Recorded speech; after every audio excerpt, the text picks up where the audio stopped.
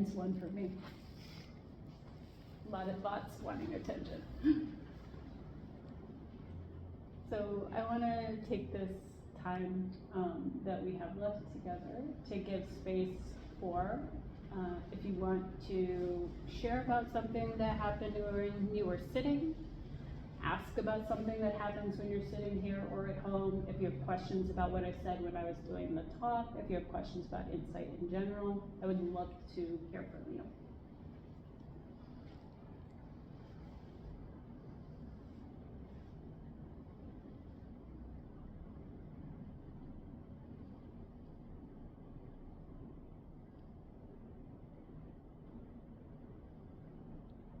I was very sleepy today. You notice sleepiness. Yeah. Are you too sleepy for a question about that? Do you want to leave it there? I can answer a question about that. Okay. Did you notice any components of sleepiness? I was trying to like do that. Yeah, I feel like there was some kind of like feeling in the back of my mind, sort of like a physical, like both like heaviness, but also like unbalancedness. Nice. So there was heaviness, there was a feeling of being unbalanced, and that came together to make sleepiness. Yeah. The Buddha calls the experience of trying to meditate and being too sleepy sloth and torpor, which is sloth and torpor. I only remember it because I just like the phrase sloth and torpor. I think it's great. And the recommendation is that you try to sit for a while, and if you really can't, take a nap.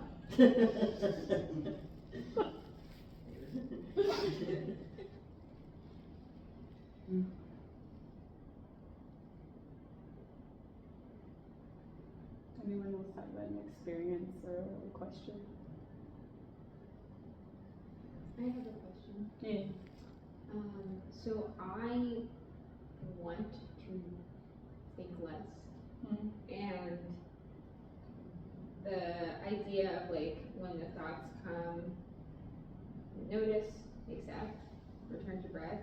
The like accepting part feels counterintuitive, even though like I know that it's not. It feels counterintuitive. Like if I accept the thought and like, cool, you're here, maybe that'll just enable continued thoughts. You know, like the gut reaction is like, no, I should be reject. You know, even though like I know that that's not what you do, but I'm having a hard time shaking this feeling of like accepting, making peace with, all right, the thought is here, and notice it. I'm gonna let it go. I'm having a hard time shaking the feeling that like that's just gonna allow the thoughts to keep coming. So kind of an open-ended question of like, how do you balance like wanting to be able to be in a place you can think less, while also not giving into the like, I need to improve at this, I need to be better. You know, what do you do with that? Love that question. Real quick, anyone feeling like they think too much when they're meditating? Just want to get a show of hands. You think too much? Okay. So you're not alone. And also the idea that if I allow, then I'm allowing, right? If I allow my kid to run into the road, I can expect what happens, right? But you also said on some level, allowing is okay. So you got two things going on here. What's your internal wisdom about what's happening to you? What feels true? I think it's like, it's kind of like when a young child is like making a lot of noise to get what they want or to get attention, and the feeling of like, if I give you the reaction you want, you'll just keep doing it, right? The things that get you to make these things go away is not. And also like if the kid is crying, it's really hard. Like, and so I guess the internal thing that's happening is like unsure of like, is this thought like a a valid like wound that needs attention, or is this just like nonsense noise that I need to just ignore because it's trying to get a rise out of me and it'll disappear? And I just have a really hard time telling the difference between those two things. So you're wanting to divide your thoughts into two categories, the ones that deserve your attention and the ones that don't. Yeah. And what's it, like, if you were able to achieve this, what do you feel like is going to be different? That the thoughts that don't deserve my attention would bother me less, and so then I would experience feelings and bodily experiences of frustration and anger and annoyance less, and just only get to feel that for the stuff that's like validly worth. So you've been running this experiment where you ignore the things you don't want in the hopes that they'll go away. Does it work?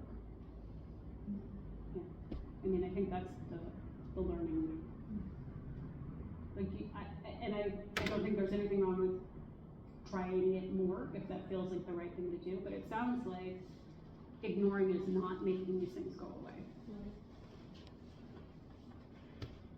And if you're driven by wanting, I don't know, try it another way and see what the result is, or but you're pretty attached to the idea that you can divide them. Yeah, I guess I just feel like I don't have enough time to be in the day to be upset about everything, and so I want to be upset about the things that matter, like the things that are worth my anger, and not just like all the little things.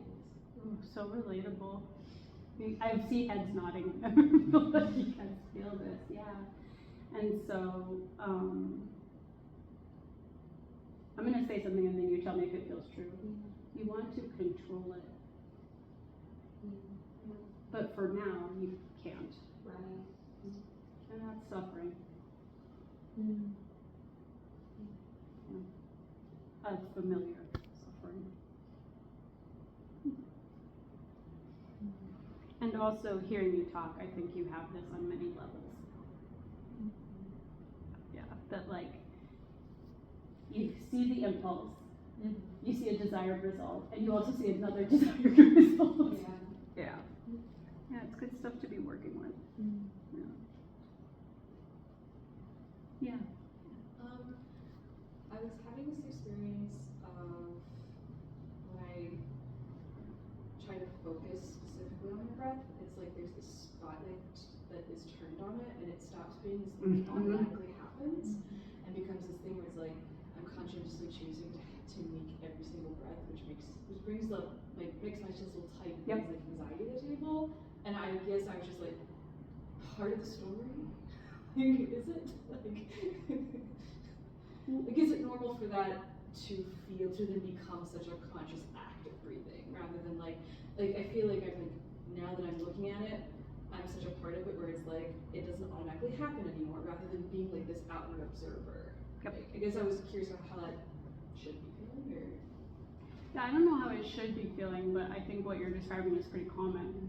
Like, as soon as you put attention on any part of yourself, it does change. Right? Or that's my experience anyway.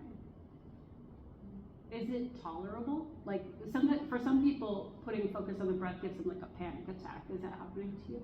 it didn't feel like a panic attack, but it felt like it wasn't getting easier, so I kept trying to think of like ways of reframing it. So I thought of like, I ultimately was like focusing on different parts, and I was like, no, that's not really working. Whereas I'm still like, I'm distracted by the discomfort I'm feeling through trying to do this. Right. So I was ultimately the thing that felt most comfortable was thinking about it like a balloon. And if I focused on it like this balloon in my chest, then that kind of worked a little bit better. Cool. But I was just curious, yeah. No, you grabbed around and you found a solution. Good stuff. I guess I was like, maybe there's like another way, and because I'm new to it, I was like, is there another way? And I was not like framing this properly, and I'm new to me, like. No, but I love the next step you took, which was like, well, I'm gonna try something. And you try it. It's kind of like I was just saying to you, right? You try it. If it works for you, yeah, do it. If it doesn't work for you, then look for something else. experience kind of like that. But I think it was, what I was noticing was that it was really shallow. Mm-hmm. And then I was like, I don't really want it to be shallow, because I'm realizing it's uncomfortable, but I'm like, if I'm just noticing it and not changing it, then it's just gonna be shallow. And then I'm just, this is actually like, not, like, it's kind of really uncomfortable, so. Yeah, and if it becomes so uncomfortable that all that's there is discomfort, I recommend putting your focus on something else. But like not trying to just breathe a little deeper. You try it. Okay. Yeah, but if you try it and you're like, okay, the breath is not for me, you can, instead of making your anchor, we call it the anchor, the thing you keep coming back to, the breath, you can make it sounds that you hear, or some people put their hands here and feel the blood pulsing through their fingers. Like there are other, the breath is not the only anchor. So if breath makes you panicky or really uncomfortable, you can choose something else. I feel like I kind of like accidentally, and I feel like this defeats the point of an anchor actually, but I'll like switch between anchors, like by accident, like focusing on the sound and then breath and then like something else, which I think is more of like actually just distraction in a way. But I guess, yeah, but I also feel like what Mark was saying, like kind of the question that came up for me is sort of like, if you're changing your breath, is that still, can that still be noticing your breath, or is that then like not like noticing? Is that kind of similar to what you were wondering? Yeah, I do kind of think that it's true that you kind of only focus on one thing at once, kind of survey or trying. How do you really can? But like, I mean, at home, but like I use like a candle flame, just like another anchor. Oh, maybe that's a better anchor for you. I think so. Yeah. But that's like similar to breath, because it's just. That's true. Yeah, I feel like it would be much easier for me to focus on something other than breath, but I was like, Right. I'll take this challenge. Like, alright, let's try it anyway. Yeah, thanks for taking the challenge, but the breath's not for everybody. Cool. Yeah. Good to know. Food box.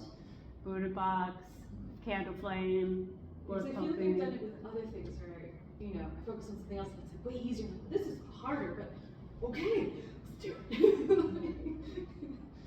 And I'm noticing a theme kind of as people are speaking, where there's this sort of question of like, is this doing it right? And the answer is it helping you notice? If it's not helping you notice, try something else.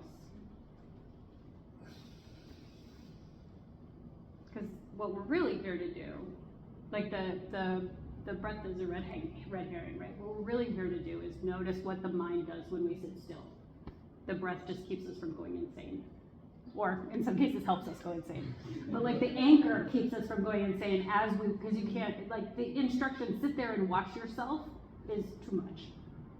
Right? So we give a thing to focus on, but it doesn't have to be breath. A lot of ways to do it that still work.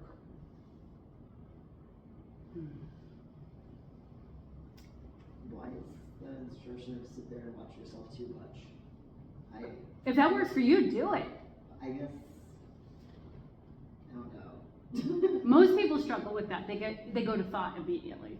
Okay, I guess like, then, so like with having something that you're supposed to be focusing on, you're able to like observe from an outside perspective. Yeah, because I feel like when I was thinking of like sitting and like watching like what your mind does, like I guess it ends up more just actually thinking. Yeah, you become your mind when you do that, Yeah. instead of being able to get outside it and watch what it's doing. Got it. Yeah. I'm just taking a moment to, again, like, be really glad that we had this time together, especially because I know some of us are exhausted and most of us are tired and hot and everything like that. I really appreciate all of your taking the time to be here. We have one more class next week, and then Em and I are talking about starting a new series or having a group for all of us to sit together.